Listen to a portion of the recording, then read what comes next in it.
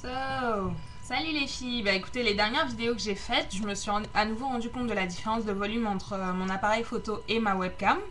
Du coup, maintenant, quand je fais des vidéos, j'essaie de me rapprocher le plus possible de ma webcam.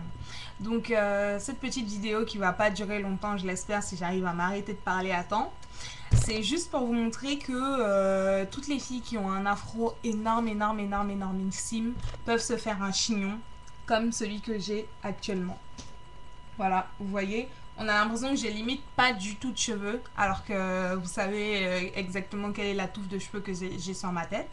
Donc pour cela, qu'est-ce que vous faites? Alors le matin, enfin ce matin en me coiffant, bah, j'ai oublié de faire la vidéo, donc pour vous montrer le process, je suis vraiment désolée. Mais je vais vous expliquer, c'est ultra simple. Alors, vous prenez votre vaporisateur. Dans le mien, en ce moment, il y a de l'eau de source. Cristalline, c'est suffisant, hein, ça coûte 1 € le pack de 6, vous n'allez pas me dire que vous êtes radine à ce point-là. Un petit peu d'huile d'argan, demi-senti, la lotion survitaminée ou suractivée, je sais pas quoi, la demi-senti aussi, la verte. Donc ça c'est sur conseil de Jessica01. Donc maintenant je la mets dans mon vapeau parce que je supporte pas trop l'odeur trop mentholée de cette lotion.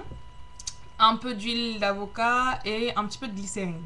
Donc je secoue bien le vapeau pour que tout se mélange correctement. Je vaporise. Alors j'ai dormi avec deux grosses tresses, donc des renversées là comme ça. Deux grosses tresses. Donc le matin je défais les tresses. Une fois que j'ai fini de me doucher, que je suis habillée et tout, je défais mes tresses. Je prends le vapeau, je secoue bien correctement, je mouille les cheveux correctement. Donc avant de me faire mes tresses la veille, j'ai bien démêlé mes cheveux. Donc le matin, je prends juste mon peigne afro et je le passe dans mes cheveux pour que ça fasse bien mon gros afro.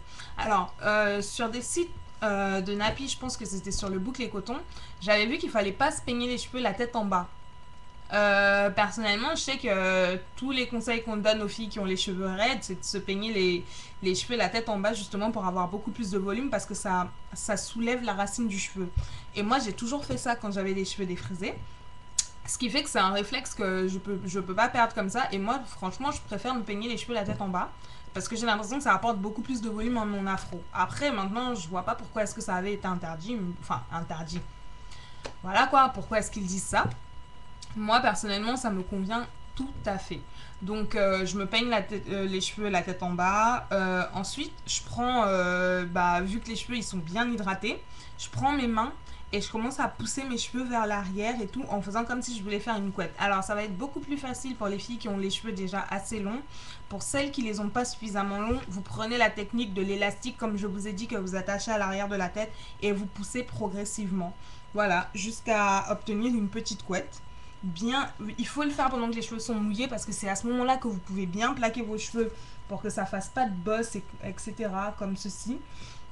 Et ensuite, donc, vous faites votre petite couette, votre afro-couette comme d'habitude. Et moi, ce que j'ai fait, c'est que je rentre les cheveux comme si je faisais un chignon. Donc, petit à petit, je me sers de pince à la limite pour les tenir bien coincés à l'intérieur. D'ailleurs, vous pouvez voir un petit élastique jaune là. Je sais pas si on voit, il est juste là. Il fait son malin, mais je pense que vous le voyez. Donc, je mets un élastique pour tenir mon chignon comme ceci. Et ensuite, j'ai pris mon gel Fantasia, machin chose là, le Icy Gel, que j'applique juste sur l'avant pour bien plaquer les petits cheveux qui vont être très rebelles parce que les cheveux, une fois qu'ils sont mouillés, dès qu'ils vont sécher, ils vont refriser ultra vite. D'ailleurs, même avec le gel là, ils ont pas mal refrisé, notamment aux endroits où les cheveux sont beaucoup plus courts et n'arrivent pas au niveau de l'élastique. Donc j'applique bien le gel. Le gel, je le prends dans la boîte, je le frotte entre mes deux mains et j'applique en poussant bien les cheveux vers l'arrière et tout pour qu'ils soient bien plaqués. Et ensuite, je m'occupe de mes baby hair. Alors je sais pas si on... Ouais, j'en ai pas beaucoup, donc ils se voient pas beaucoup, mais pour celles qui en ont, donc essayez de les plaquer, mais de manière naturelle.